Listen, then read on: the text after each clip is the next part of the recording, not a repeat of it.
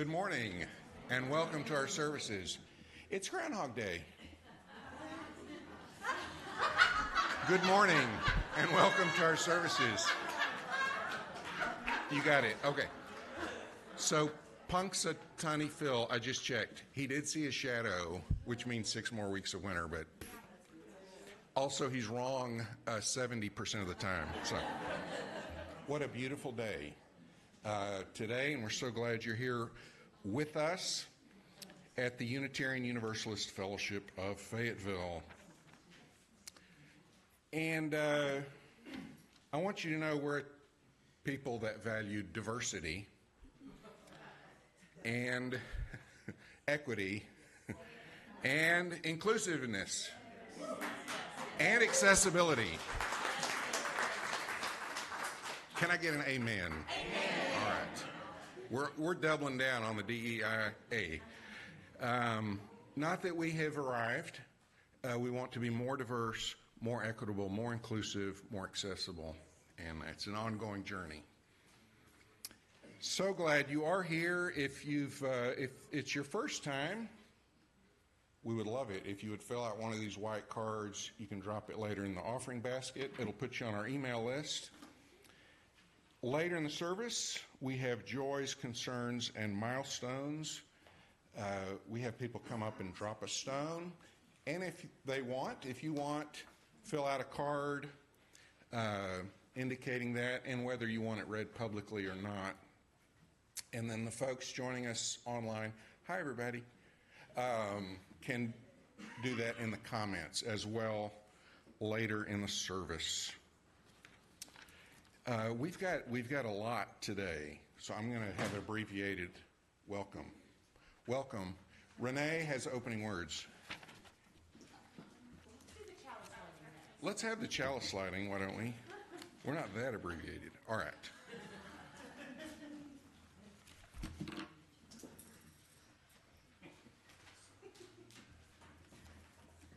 Join me in saying the words as we light our chalice. Love is the spirit of this community, and service is its prayer, to dwell together in peace, to seek knowledge in truth, and to help one another. Thus do we covenant together. Thank you, Leanda. Thank you, Jean. Good morning, everyone. Good morning. I'm so happy to see you today. All your beautiful faces.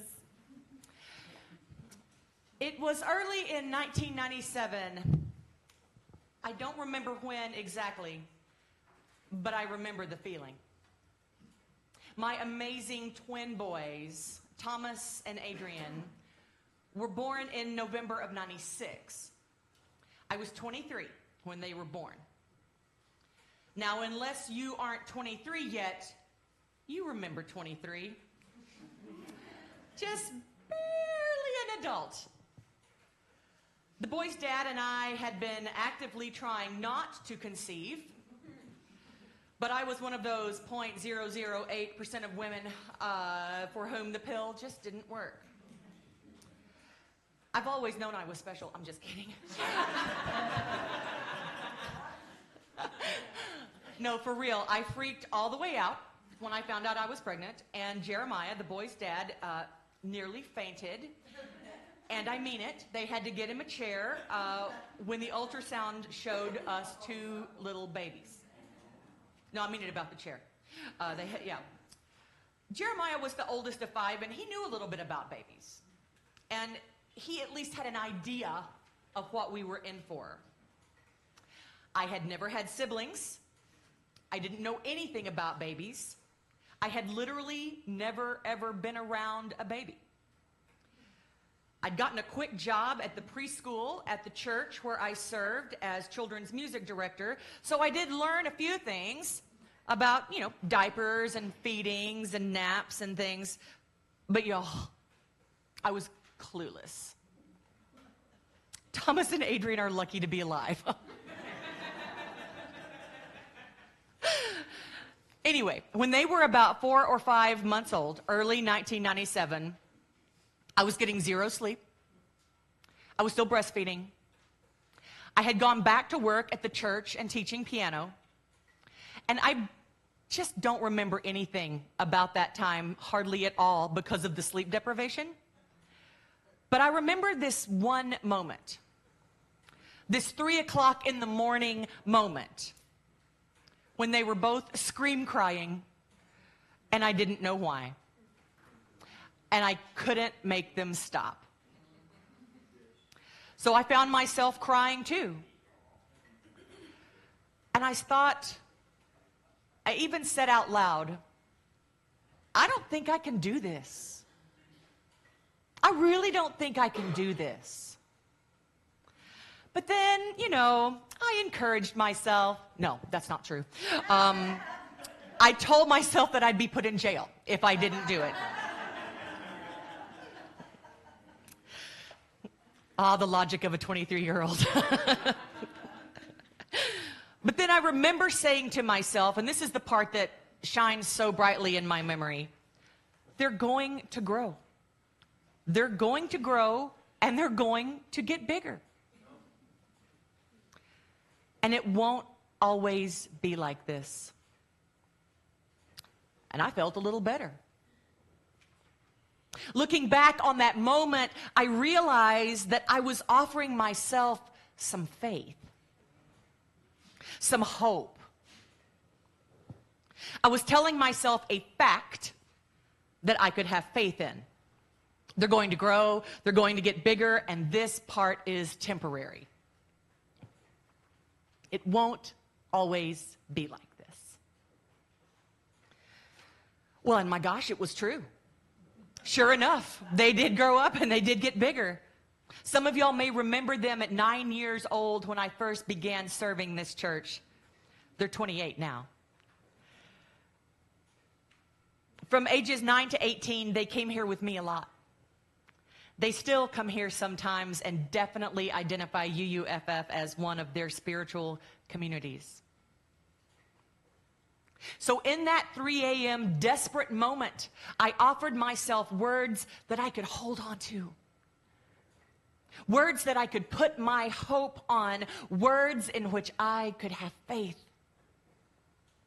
I know that some of us are slightly allergic to the word faith. But the faith I'm talking about is everyday faith. We're all having faith right now. You're having faith in the chair you're sitting in. Faith that it will support you. Everyday faith. Not faith in some mythological religious being. Not faith that you're saved by a mystical source of divinity of some sort, because I personally think we save ourselves. And I don't mean faith in like a big fiery winged creature like angels. I think we are each other's angels. Now don't get me wrong. If you believe in any of these things, great. And I mean it, seriously, great. We're all so different here. Our spiritual beliefs are all so different. And that diversity is one of the reasons that Unitarian Universalism works. But the mystical stuff, that is the kind of faith that some folks are a little allergic to. Some folks have been harmed by that sort of faith. So that's not the kind of faith I'm talking about here. I'm talking about everyday faith. Faith that my tiny, screaming babies are going to grow. Faith in the chair in which you sit.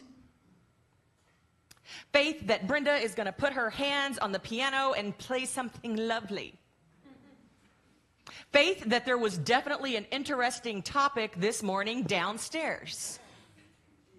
Everyday faith. Faith that you belong here at UUFF. Faith that you are accepted here just as you are. And just like my little babies grew up, UUFF is growing. We are growing. And oh my goodness, I have so much faith in us. And now Brenda's going to put her hands on the piano, and lovely sounds are going to come out for hymn number 360. Y'all will need your gray hymnals today. The last hymn is a doozy. So here we have gathered, and we are changing the lyric. If you're using your hymnal, we are changing the lyric, women, children, men, to everyone and all. Just trying to move away from that gender binary when we can. Okay, all rise as you are able and willing to sing number 360. Thanks, Brenda.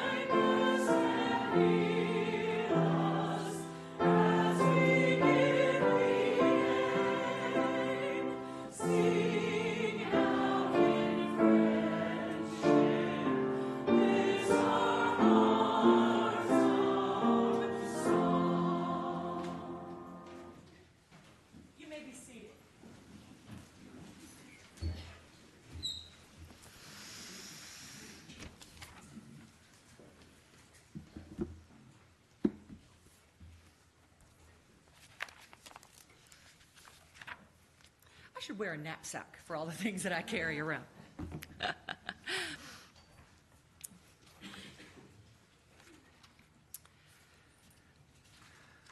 It is time for our joys, concerns, and milestones. In this religious community, we share our joys and our triumphs, our sorrows and our broken places, and meaningful moments in our lives, because love is what connects us. And love is made up of many different feelings, many different events. In this circle of care, we make space for the complexities of life, the myriad experiences that bless and break our hearts. The truth of human experience dictates that on any given day, we come to the table with hearts in different places. We love through interaction. And it's in our interactions that we come to know the world and our place in it. Our interactions and our gathering here is very important. when we gather and love is at the center of that gathering, and when the outcome of our gathering is joy and maybe even laughter, it is a fierce form of resistance.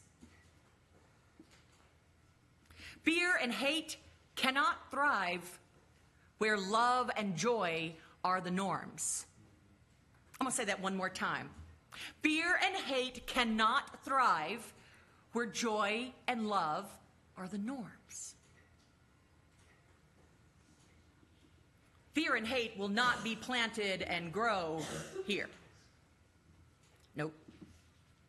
We Unitarian Universalists believe that it is in the gathering and in the brave task of sharing ourselves that creates and grows the trust and connection to each other and the world.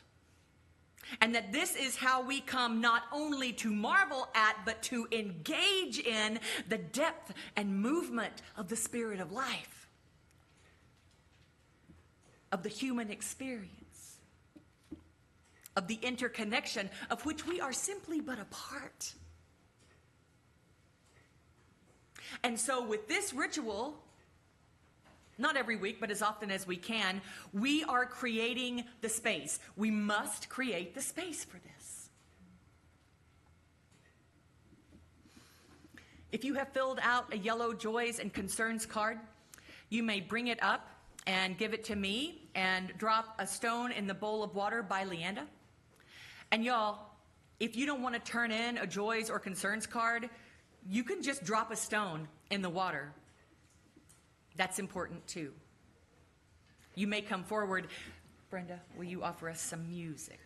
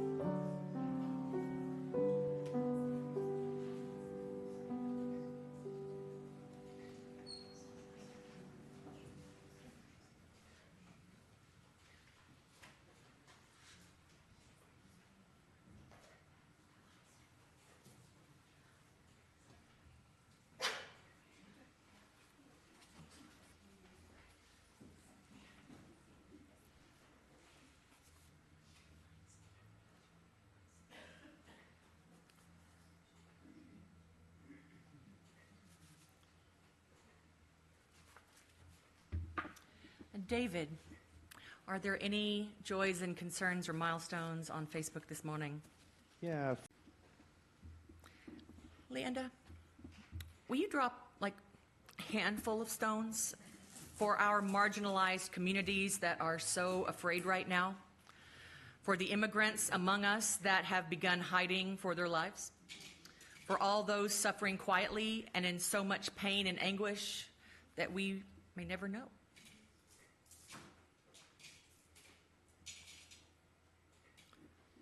Let's do some more. Let's drop some more for the joys and concerns that we hold quietly in our hearts because we can't share everything. Some of it's just too tender. And then a few more for the joys and concerns that we might encounter this week until we are able to be here together again. Let's take a moment of silence. You may be silent, you may pray. Take these 60 seconds to do with what feels right. Let's take a breath together and release. Quiet the mind. Quiet the mind.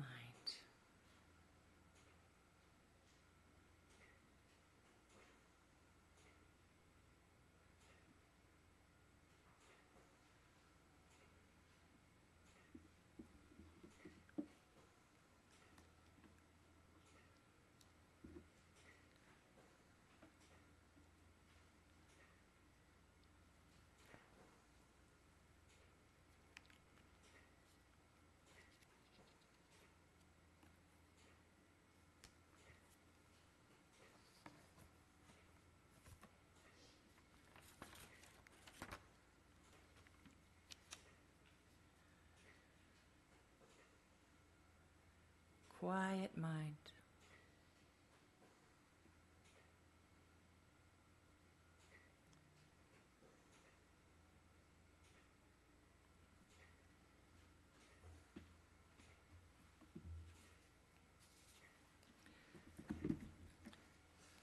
Jean?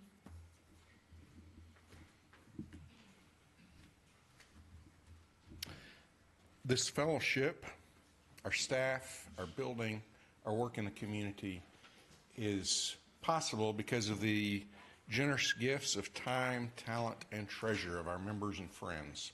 There are a lot of ways to give of time, talent, and treasure.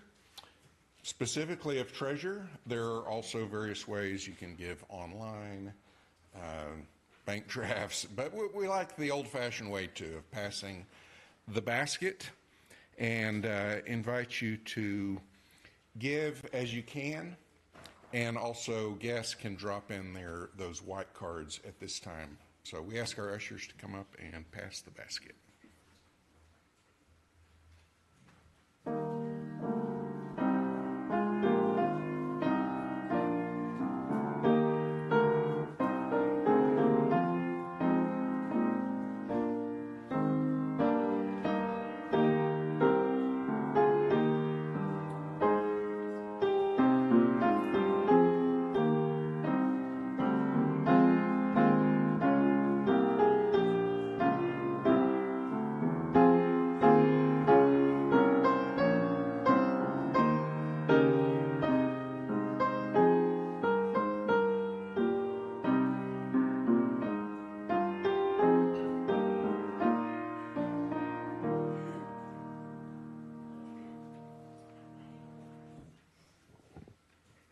Thank you, Brenda.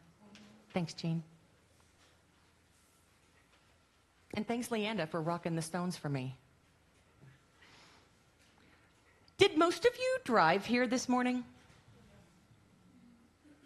Or ride in a car to get here this morning?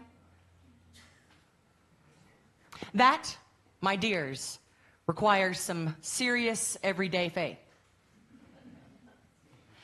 Driving and the rules of driving is one of our biggest and most important social constructs that we have in the world. Every country that has people has driving and rules and cultural norms and expectations for driving. Honestly, I can't think too much about it because it's kind of scary.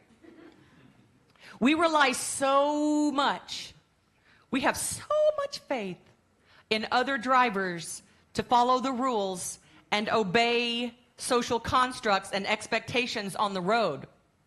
I see so much polarization in our world today, but not on the road so much.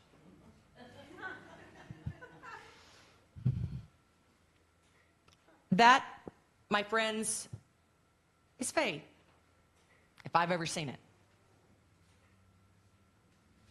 Long ago, at my high school, there was a driving instructor that liked to try to impress or scare me and my other classmates by saying something to the effect of, "Here you are, basically children, driving about 60 miles an hour on a few thousand pounds of metal with just 4 rubber donuts between you and the ground." And so is everyone else. Don't screw it up. That's literally what he said. And then he would finish at the end with, "I hope you grow up and become wonderful drivers." No pressure. But the fact that we all became drivers, that's faith.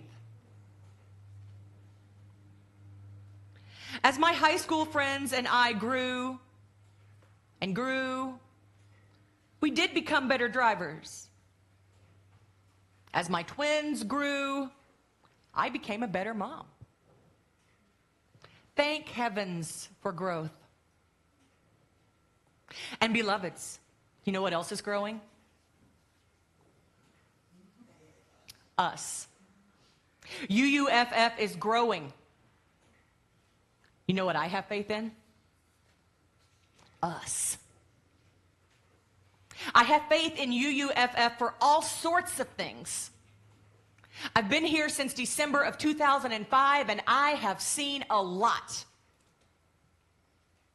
We've had some tremendous successes, and we've made some errors, a couple of them pretty big. And I do believe that we have learned from those errors and gotten stronger and better together because of them. I have every reason to have faith in UUFF. Every reason. We are a beacon of liberal religion in Northwest Arkansas, and our light is getting brighter. Our community needs us. And dear ones, we are rising to that occasion.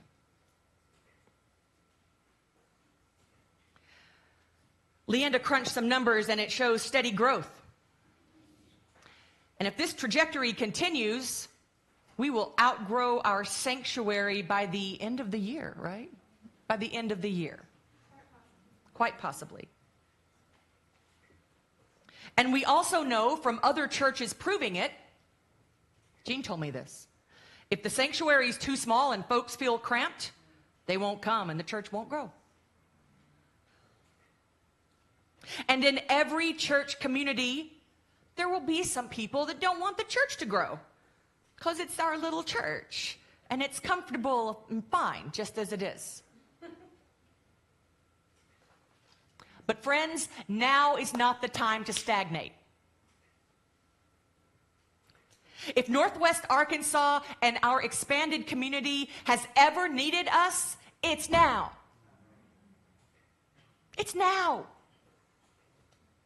If the beacon of our values has ever been needed more, I don't know when. And the reason that our light is getting brighter, the reason, it's not me, it's not the board, it's not the staff, it's you. It's you. It's the congregation. I mean, yes, structurally to our fellowship, the board, the staff, and I, we're important. But the heart of UUFF is you. It's all of us together. My goodness, the light of our values shines so brightly when we are together. And right now, our community kind of has a darkness over it.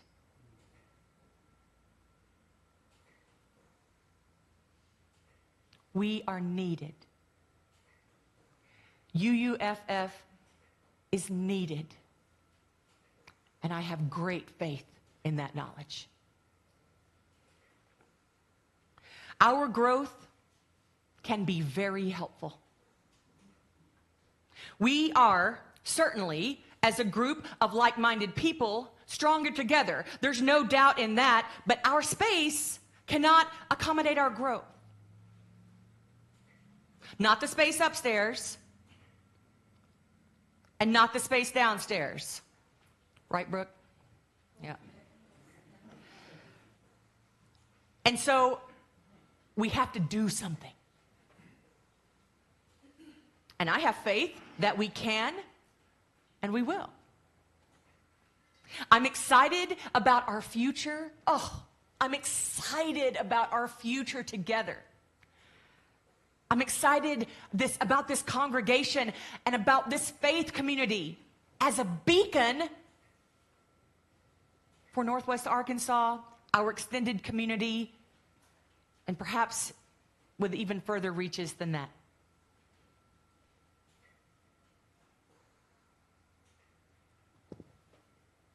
Jean and Leanda, let's move into the special announcement portion of our service.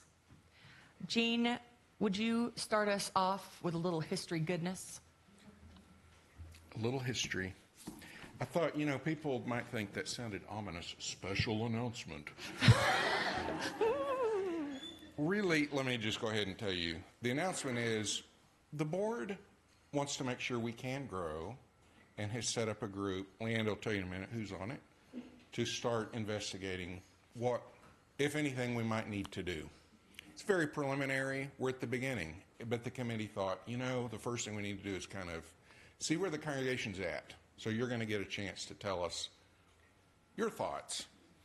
And we want to start with talking about how we got here, how we got to this place. You may have heard this quote. We build on foundations we did not lay. Mm-hmm. We warm ourselves by fires we did not light. We sit in the shade of trees we did not plant. We drink from wells we did not dig. And so it is with us here. Our foremothers and forefathers were an adventuresome bunch. Just to start this fellowship and to get it going was a difficult and sometimes risky proposition.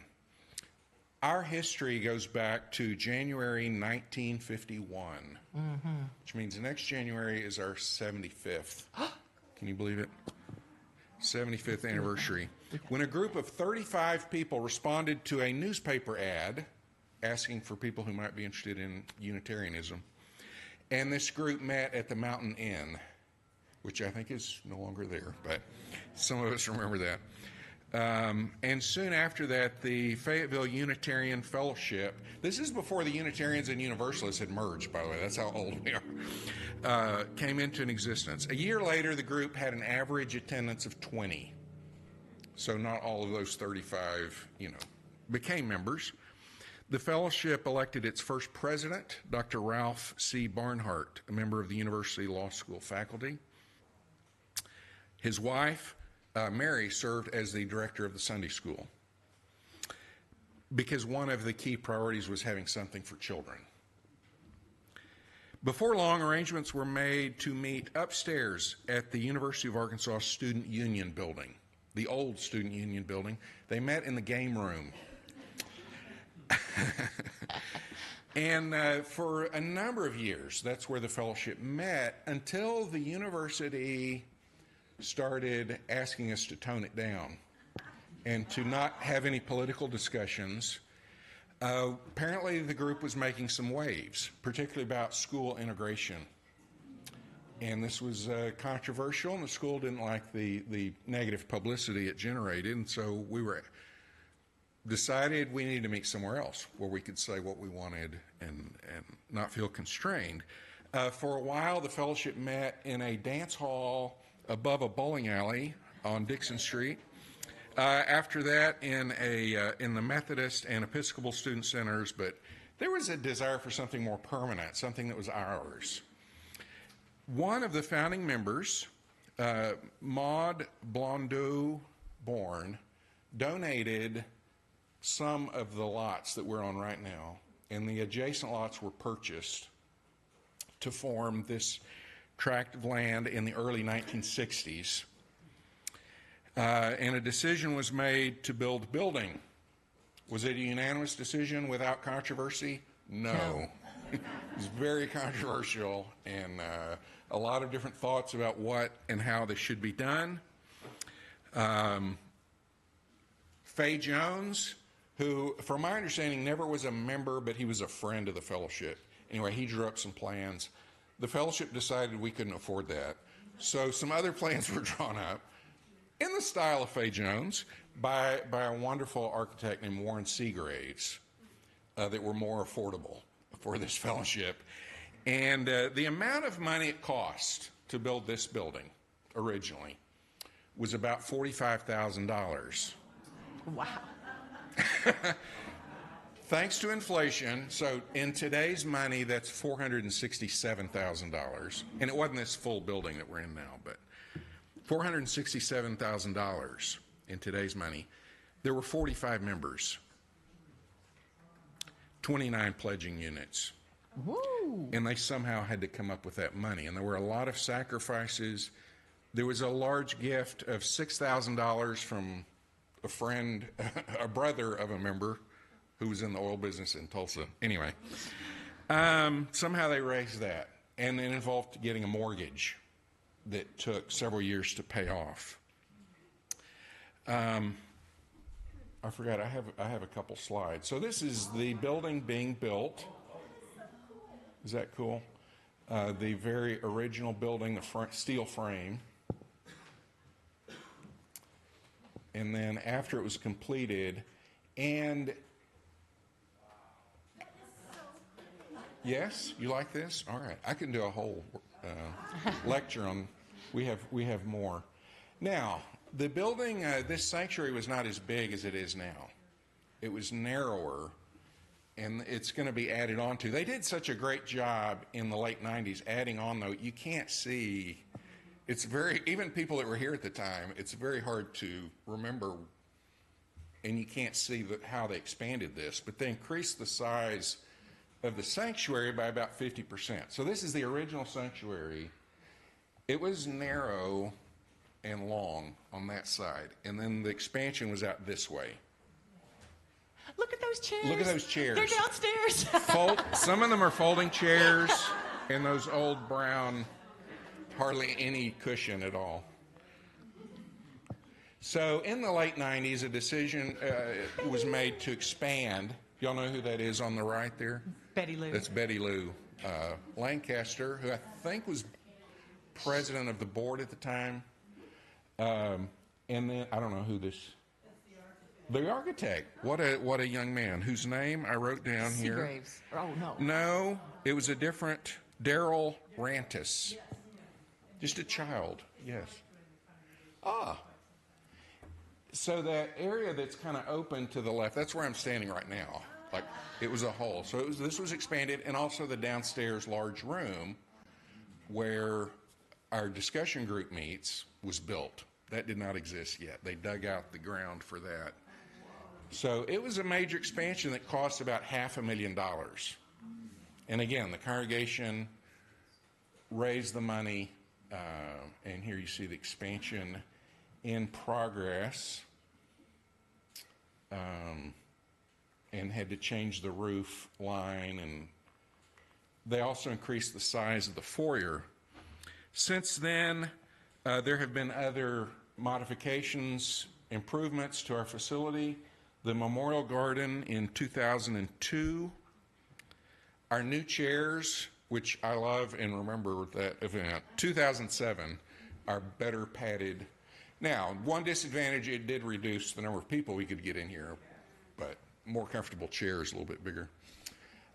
New signage, things like a new playground in 2016, a lot of improvements to our landscape, some of the recent things, the meditation garden, some improvements downstairs, and widening the door on the bathroom, I think, is the most recent thing. So there have been a lot of changes and a lot of improvements over the years, and now it's kind of what's next for us. As we remember, we drink from wells we did not dig. Tell it. Leanda?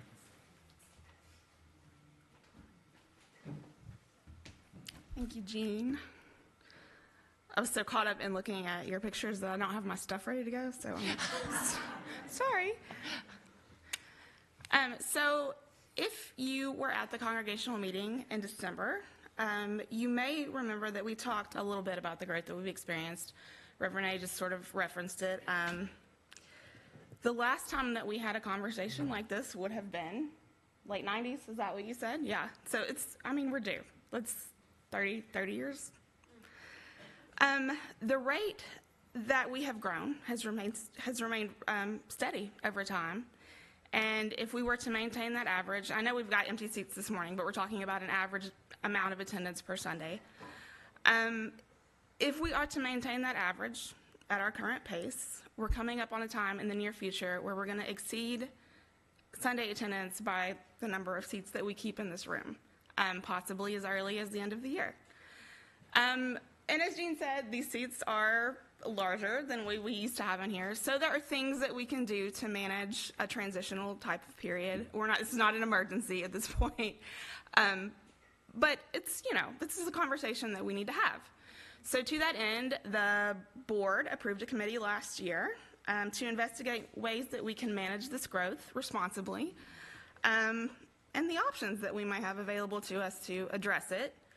And the Space and Facilities Planning Committee, which is myself, and I'm sorry I did not tell them that I was going to do this morning, but John Johnson, if you give a little wave, John Johnson, Steve Krogel, Earl McShane, Kathy Shermer, Jean Van Zant, and Susie Schrader is our chair, and she would like you all to know that she's very sorry she couldn't be with us this morning.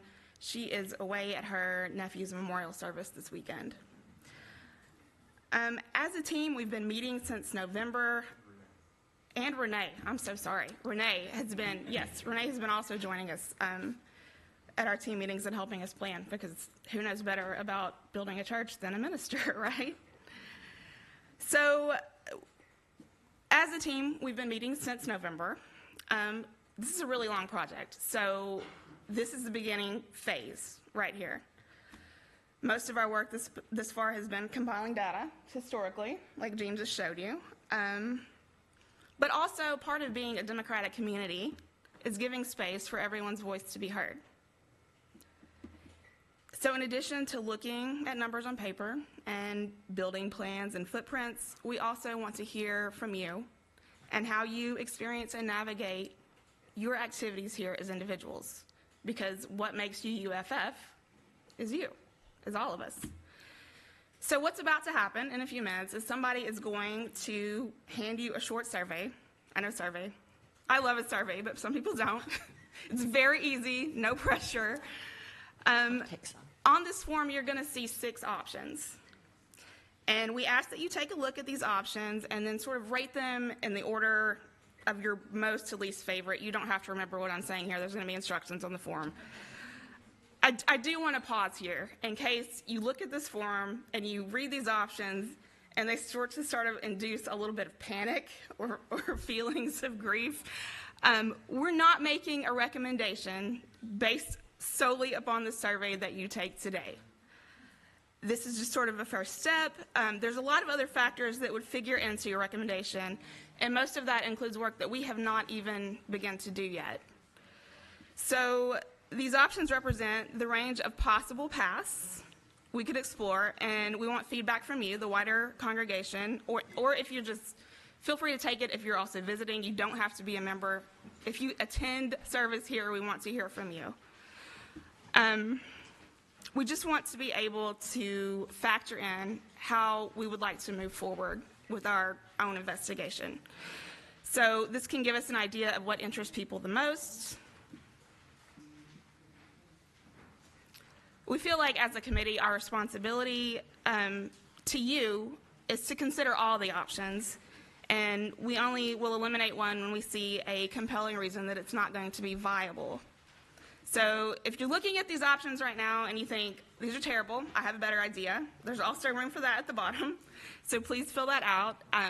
We know as UUs, there's probably as many opinions about how we should go forward as there are people in this room, and that's okay. It's kind of one of the best things about being a UU, right? We all come to this room with very different backgrounds and perspectives and approaches on how to solve problems. So however we end up moving forward, we want to give you that space to provide feedback, and we will continue to have these conversations. Hey, Leander. Steve, will you point at that basket? This basket back here is where you turn it in, please. This is where you put your surveys when you're done. Thank you, thank you. Yeah, and we're gonna hold this space for the next 2 weeks. So we're gonna wrap this up on the 16th, which is 2 Sundays from today. If you want to take it with you and think about it, that's cool. Please bring it back. If you are joining us online, David, do you have a form link that you can put in?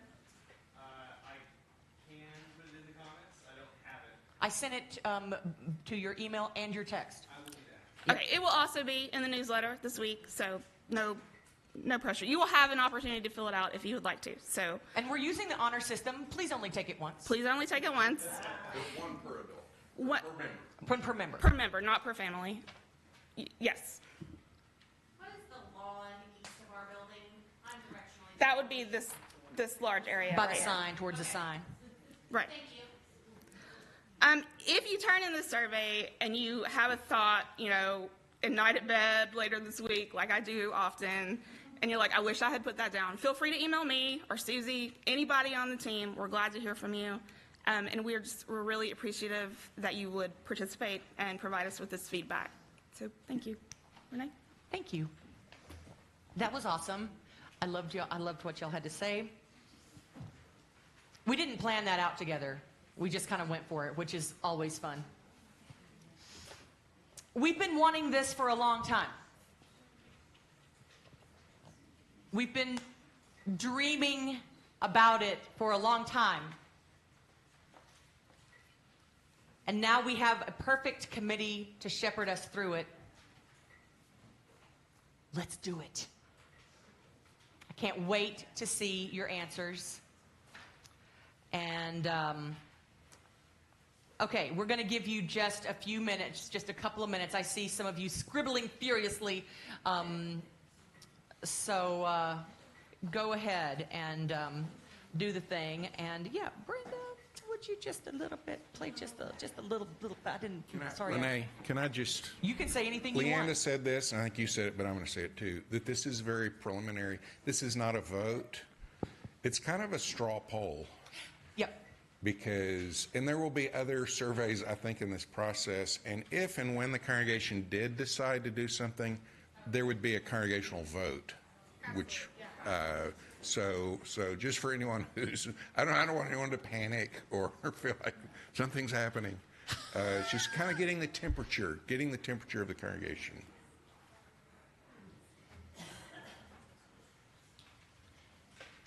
If you don't mind, just a little bit.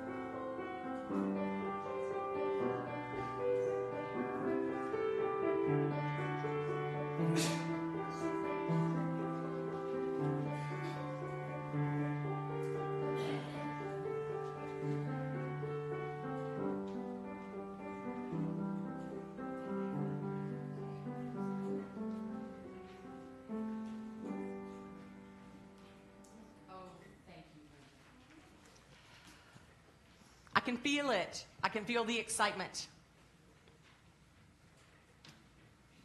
Our closing hymn is a biggie. It's used at General Assembly, which is our big UUA gathering, the gathering of all of the Unitarian churches. It's used to close that gathering when all the leaders are there. When a minister in our faith dies and many ministers and leaders gather, it's used. When UU ministers are ordained or installed, it's used. When big things happen in a congregation, it's used. I do believe that we have done this hymn here, but not with me. Today, the call to action today has made and is making leaders of us all. Historically, many UUs have taken out their gray hymnal and turned to page 358 on important occasions. Please pick up your gray hymnal now. Go ahead and find one. Share it if you need. And like the UU leaders before you, please turn to number 358. We're going to rise as we are able and sing this like we mean it. It's okay if you miss some notes. Many UU leaders have also missed a bunch of notes. All right. Brenda, would you please play the whole piece as the intro so that we can understand how it goes? Thank you.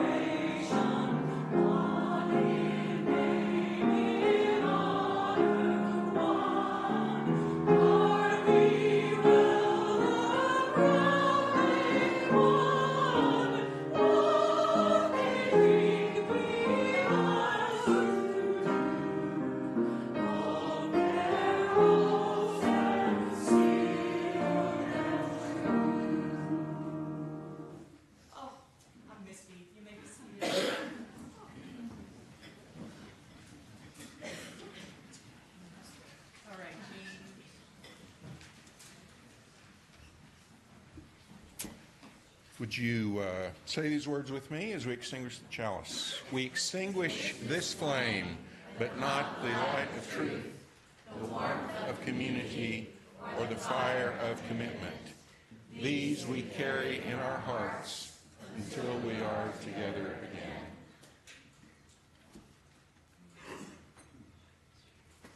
So Melly and then David, if you would like to come up here.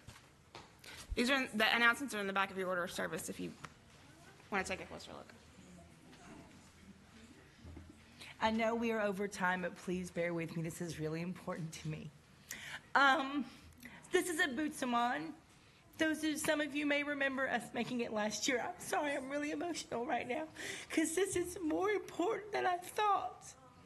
So a Boots 'em On is a symbol. It's a symbol of growing and building together our hopes and our dreams and our wishes.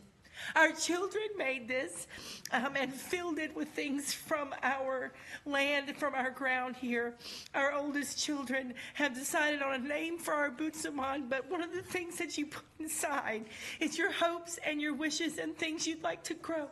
So if you can just take a moment and hold your hand up and send all the things you want to grow into this little Boots 'em On, this little scarecrow, this little protector, this little guardian for our congregation. Oh, sure, yes. And would our oldest children please come up?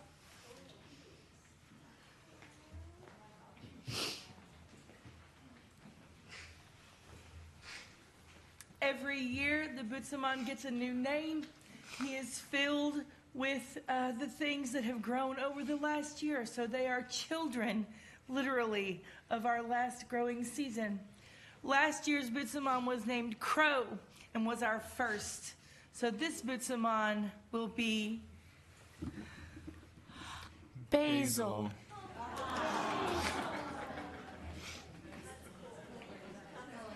After this service, we will be performing a small ceremony with the children to breathe life into our Boots 'em On and show it the grounds that it will be protecting this year.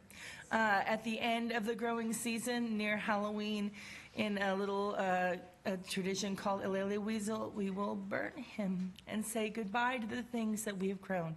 So be mindful of the things you put inside. They are things we want to grow this season.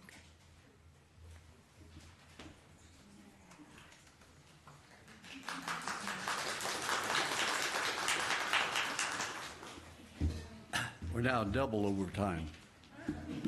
But this is something that's right up our alley, and it's one of the reasons why it's important for us to grow and to have our voice heard. This morning in our meditation, we have a meditation that's sponsored by the UUFF.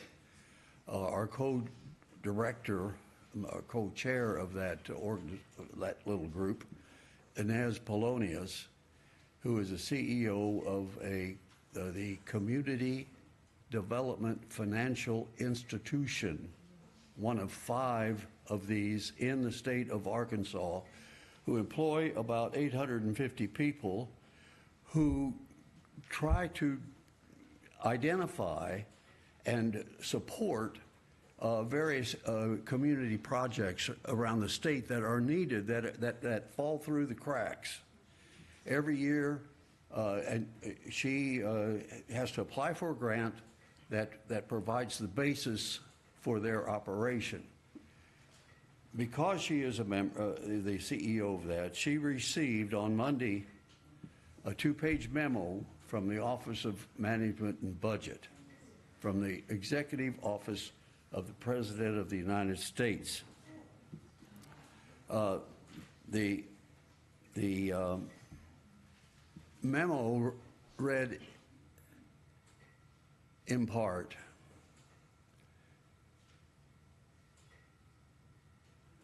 taxes from the people of the United States that are to be used for, that have been used for Marxist equity, gender wokeness, and the Green New Deal are a waste. And these programs will be discontinued, or at least they will be evaluated and then discontinued. Now, we asked Inez, what can we do? She said, you can get in touch with your congressman, with the people in Washington, D.C., if this is important. And I think this is important. One of the 6 values of UUA is equity. This is now entitled Marxist equity. We have 6 people you can write to. We have 4 congressmen and we have 2 senators. The 2 most important ones in this case are Senator Bozeman. Senator Bozeman is chair of the Agricultural Committee. It gives grants for SNAP and other programs that support meals and food for 22 million people. The other is French Hill. French Hill is now the leader of the Financial Committee that is going to be looking at these. Is under the Department of the Treasury. That has a fund, and Inez's organization and every other community development organization applies to funds from the Community Development Financial Institution Fund, which is under the Department of Treasury. And French Hill is the person that makes the recommendations for those, he and his committee. So if this is important to you, these things are important to you, we need to write our congressman. We need to make our voices heard, because this is all going to go away. This memo was rescinded, but they made it very clear the policy has not changed. Thank you.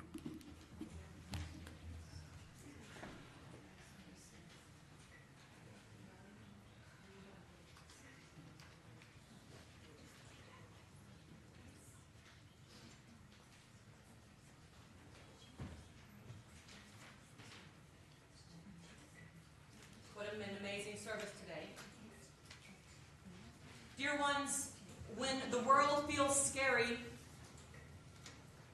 the way I manage is focusing on doing the next right thing.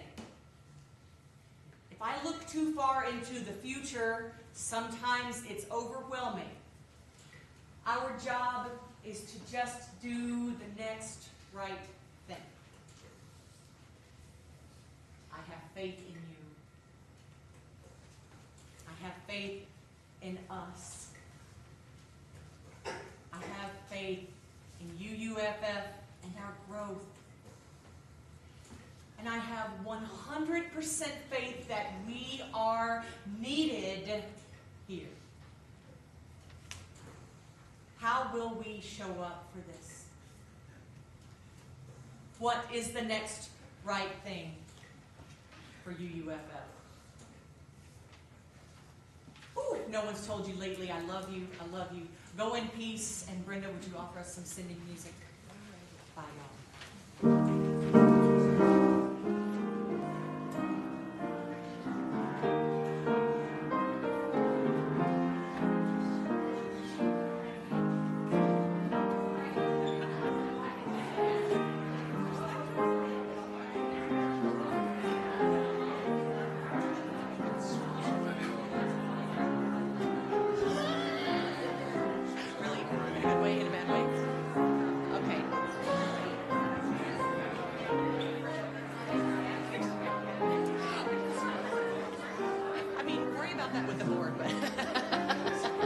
Thank you. I don't mean even the board. I mean, sometimes it's businessy with the board. But